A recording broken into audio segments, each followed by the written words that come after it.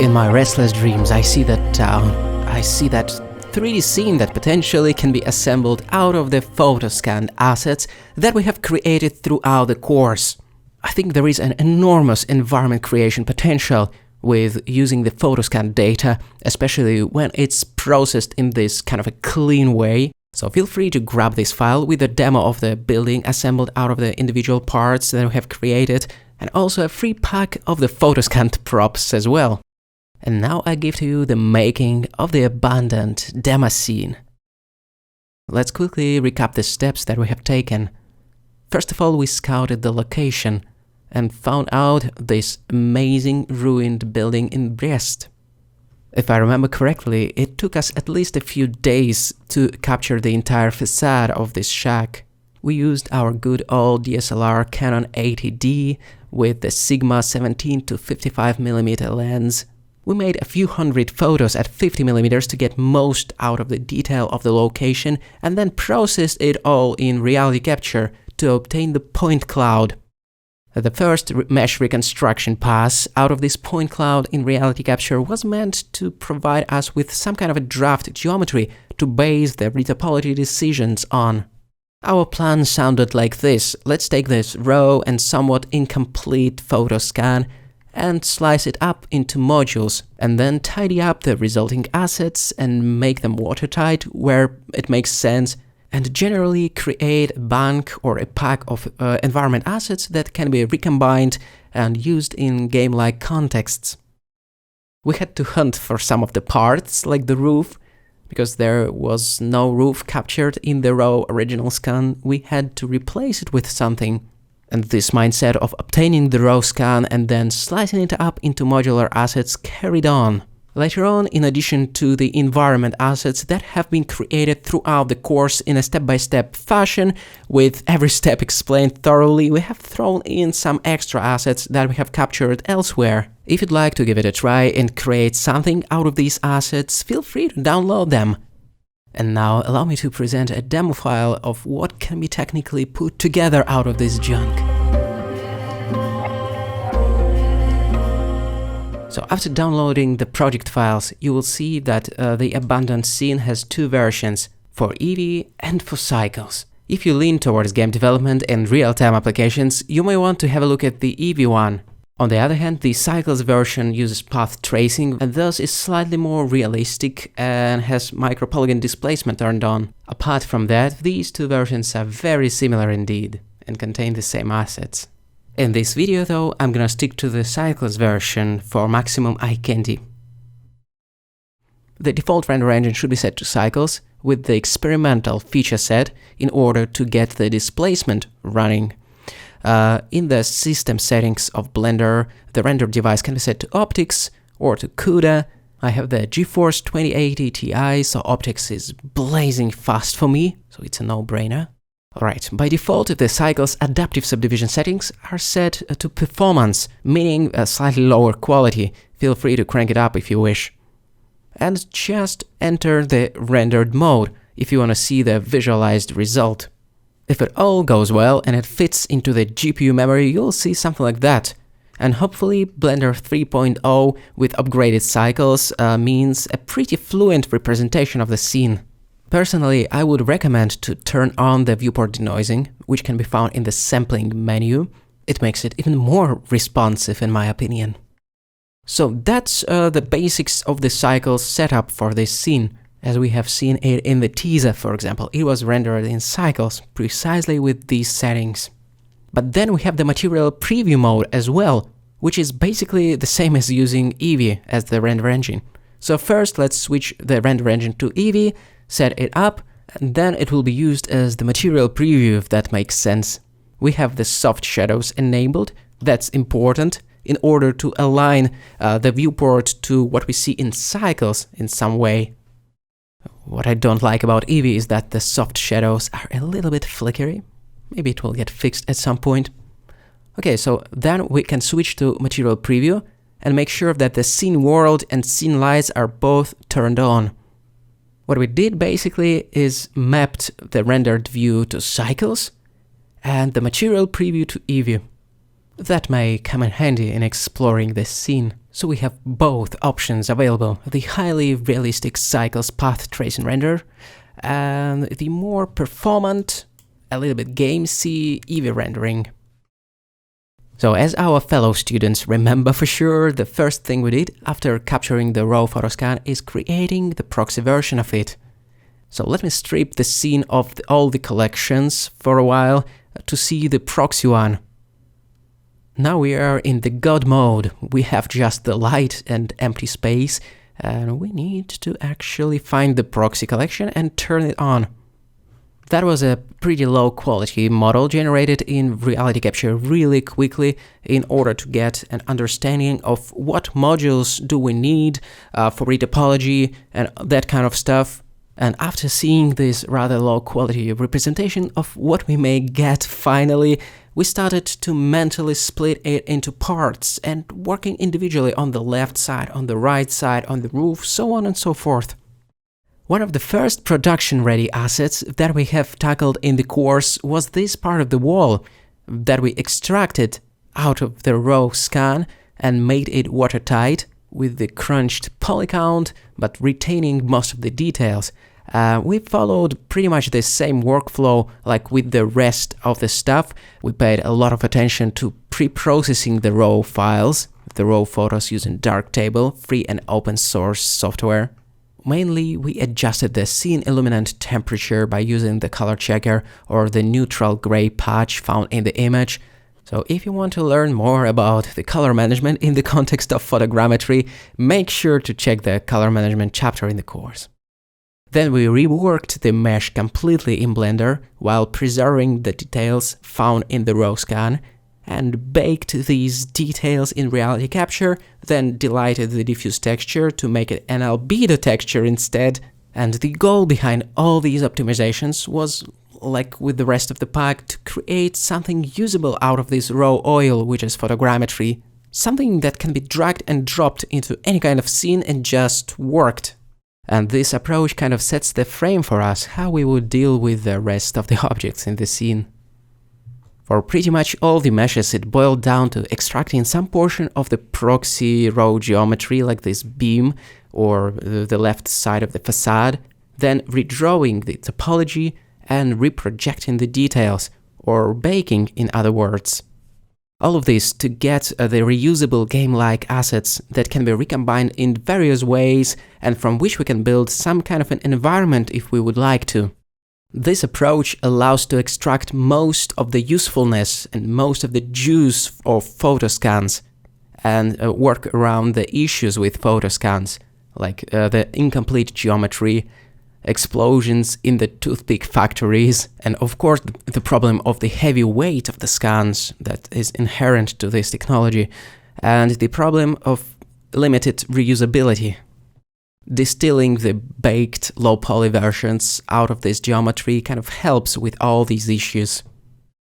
The secret sauce of maintaining the level of detail of the high-poly sources is baking displacement, or the height map in other words. The black and white image that stores the information about the undulations and which is usually stored in the EXR format or other scene-referred format, which contains both positive and negative values to push the geometry inwards and outwards. And then this displacement map can be applied to any kind of geometry which is tessellated, like for example a plane. And by utilizing this trick, we can generate a very elaborate geometry on any kind of surface on the fly. And that's just the next level of versatility when it comes to building 3D environments. Then we generated the corner piece meant to rotate the direction of the geometry. Like the rest of the building assets, it also had the displacement map, and here we can see it without it in Eevee. Let's turn it on. It really affects the profile, so worth using it when you have such opportunity. And to keep the modular thinking going, we can start replacing some parts of the reference object with completely different parts. Like this door was scanned elsewhere, and now we can try to make it fit into this mini environment and make it look like it came from the same universe. But then again, it becomes possible and it becomes powerful only if we stick to the modular approach. Fortunately, that's precisely what we have been doing throughout the series, with every object imaginable, like with this door as well. And it's so much fun to see the evolution of the highly realistic but also somewhat static photoscanned objects that often have just one side available. And it's super fun to see them turning into the fully fledged models that can be seen from different angles, the door that can swing open, that sort of stuff, simple things that are super fun. And here is a separately scanned window with the DJs of Change graffiti on it. And to make sure we can shift the position of the window, we also made the window frame by remeshing some portion of the wall. But then how to shift the opening? What we used was the Boolean modifier, switched into the difference mode. And then it's just a matter of selecting and moving the cutout object like this. And with these three parts, the window itself, the subtractive opening and the window frame model, it works like a charm. So you can easily adapt the position of the window to the needs of your 3D design. Not that we went too far away from the reference look, but having the modules in place, we could have, if we wished to. The same is true in case of the roof. We had some kind of a reference, and we tried to stick pretty close to it when searching for the modular replacement. But after generating a set of low poly and mid poly models out of the photoscanned reference, we could have turned it into a different kind of a roof if we would like to. Technically, nothing prevents us from doing that when we have enough material at our disposal. A material from which we can build things, say, as if it was a construction kit, if that makes sense. The tileable roof texture can be extended to any surface we like, and then to make it believable, we can scatter around some extra assets like the chimney that we have captured elsewhere, and the stuff like, I don't know, some roof details. We can be creative and do all kinds of interesting things when we have enough 3D content at our disposal, photoscanned content in this case, to make it all look cohesive. Like, there can be some pieces with alpha channel, alpha mapped planes, basically, like this edge of the roof. They're awesome for masking the straight edges and to keep the silhouette interesting. And just the whole range of low poly trash that can be scattered around. Oh, it is fairly important that all this trash actually originates from just one scan. I think it really makes it look like it comes from the same universe indeed, and just ties it up visually. And along the same lines, we didn't have the right side of the building available in the original scan at all. It was occluded by some other object, like the fence or something like that. So we decided to scan a completely unrelated facade and stick it in there and see if it fits. And based on the fact that it actually originates from the same district, it fit perfectly. We discovered that pairing the unrelated photo scans can be very forgiving, in fact, and we glued it together by using this kind of a transparent decal, which allows to smoothly blend between two meshes, like that. I think it worked pretty well in the end, and it looks to me pretty believable, this whole structure. Together with our students, we kept it really close to the look of the reference, which was a proxy scan, but at the same time we turned every part of it into its own module that can be used in a different context, meaning that you can try to use this blend file to recombine it all in some different way. Actually, I'm looking forward to it. Hit me up if you make something. Then to make this demo location more or less complete and presentable, I needed some kind of a ground surface. And obviously I have chosen the one with the worm in it that we have turned into a set of PBR maps in one of the tutorials. Thankfully, the newer versions of GIMP allow us to clone on multiple layers at once. Yay, this is amazing! So we can turn the set of PBR maps, like this one, into a tileable set. A full disclosure, we invested in this feature in GIMP to help unlock it for the photogrammetry users. And it was coded by Joan, aka Zemarmot on Twitter, one of the amazing GIMP co-maintainers. So kudos to Joan, thank you so much. This is groundbreaking when it comes to turning the raw scan into the seamless set of PBR maps, the albedo, the height, the roughness, the normals, that tile in the same way. I'm tempted to say that this feature alone unlocks the workflow of making the seamless substances, let's call it like this. Then it was a matter of blending between this substance and some other materials that are included in the free pack that you can download anytime, like tarmac and the grassy green sort of material. All of them were captured via photogrammetry and blended using the simplest possible option, the vertex colors. The photoscan substances work really well due to the fact that they preserve the information about the height, and it allows the height-based blending. But even if you use the vertex color-based blending, it also works great, and it's just very enjoyable to mix such shaders together. Here you can see me painting the vertex color to reveal the tarmac material on top of the ground one.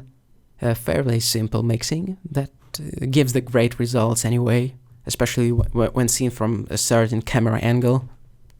And then I added the second vertex color, which was meant as a mix factor for the grassy concrete.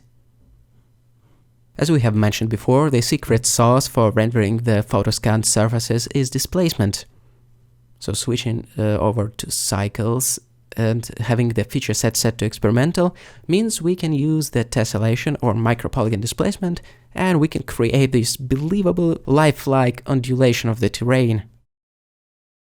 And in case you want to have a look at slightly more elaborate and visually striking techniques of mixing few surfaces together, make sure to watch the AD's tutorials in the course.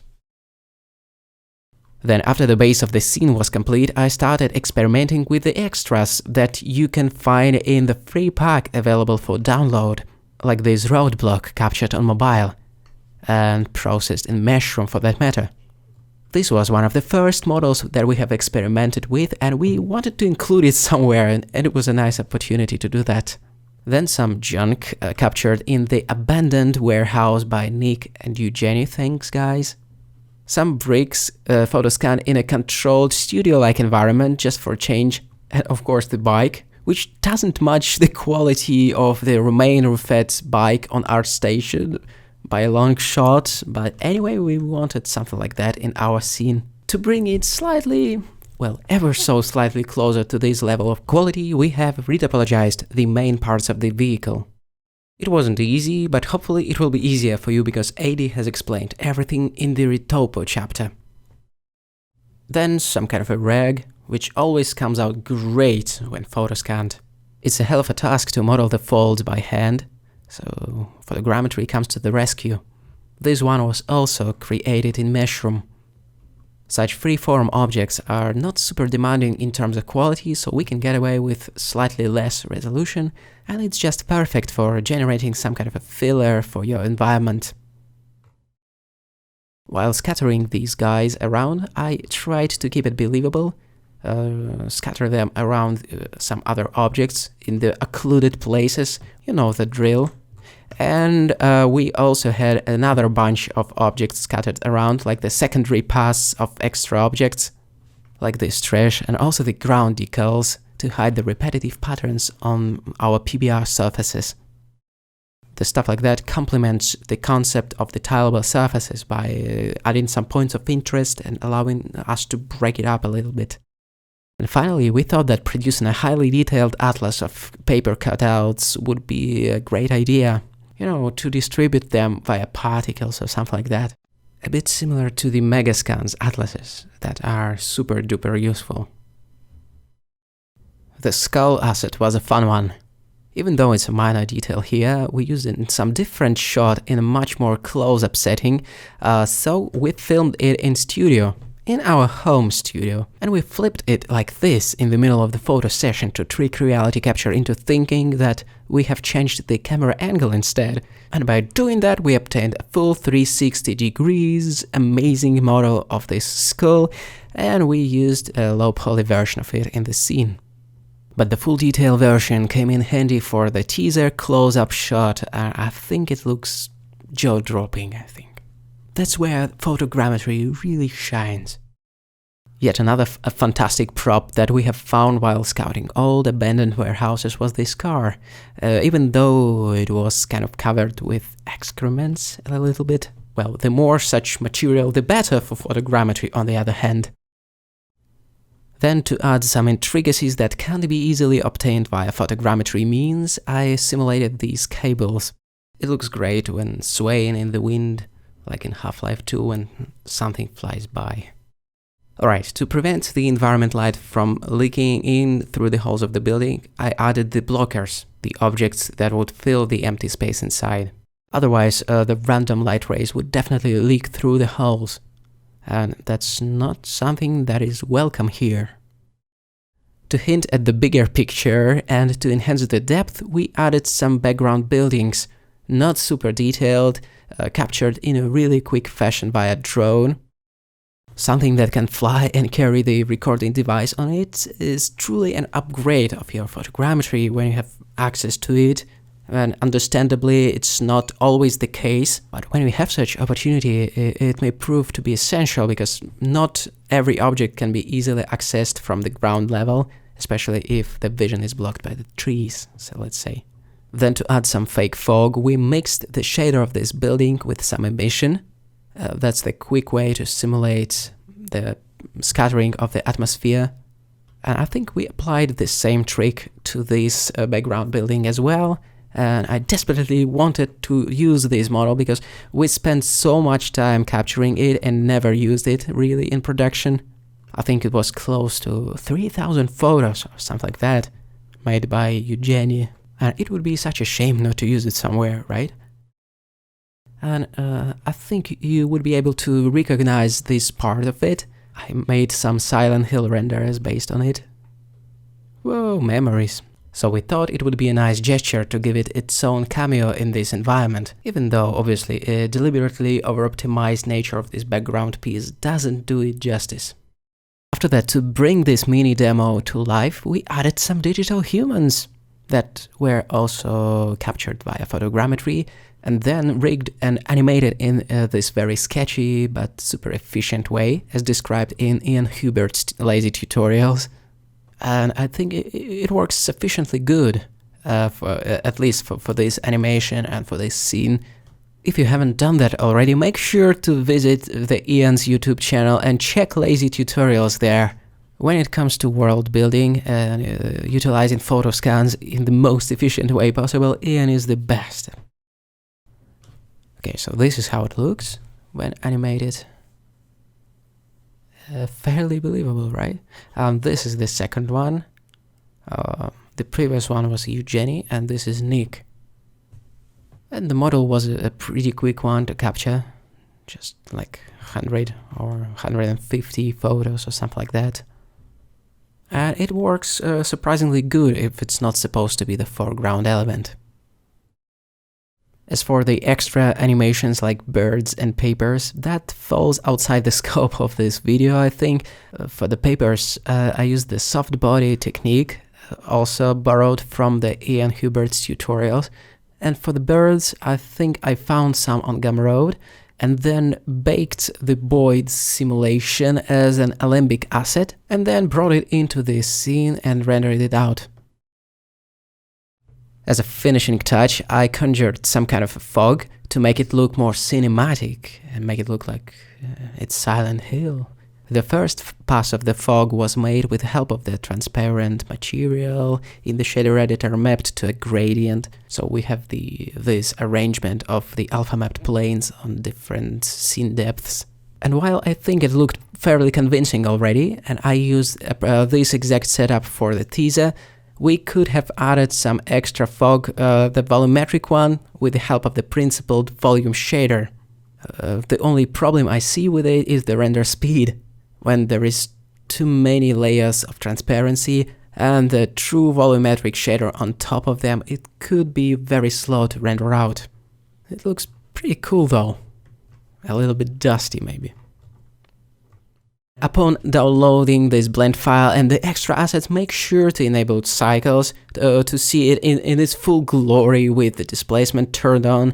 Thank you so much for sticking to the end of this making of video. Make sure to download the project files if you wish, the blend file with textures, and also the free pack of the extra photoscanned props. Before concluding this video, I would like to mention the list of the apps that we used for creating this scene. Darktable for developing raw photos, XNView for batch processing, Reality Capture and Meshroom, but mostly Reality Capture for reconstructing the 3D meshes, Edges of Delight for delighting, GIMP and Cupscale for enhancing textures and making them tileable, XNormal, RC and Blender for baking texture maps, Quixel Mixer for blending the PBR materials, and Blender for pretty much anything else, for sculpting, fixing the mesh retopology, adding details, final cleanup, you name it. Pretty much all this software in this pipeline was free and open source, with exception of Reality Capture, that was relatively cheap if you use the pay-per-input license. Make sure to check our photogrammetry course via the link in the description. This course will teach you to create the photorealistic 3D in Blender, Reality Capture, and all this software. So let's watch the teaser again and click on this link.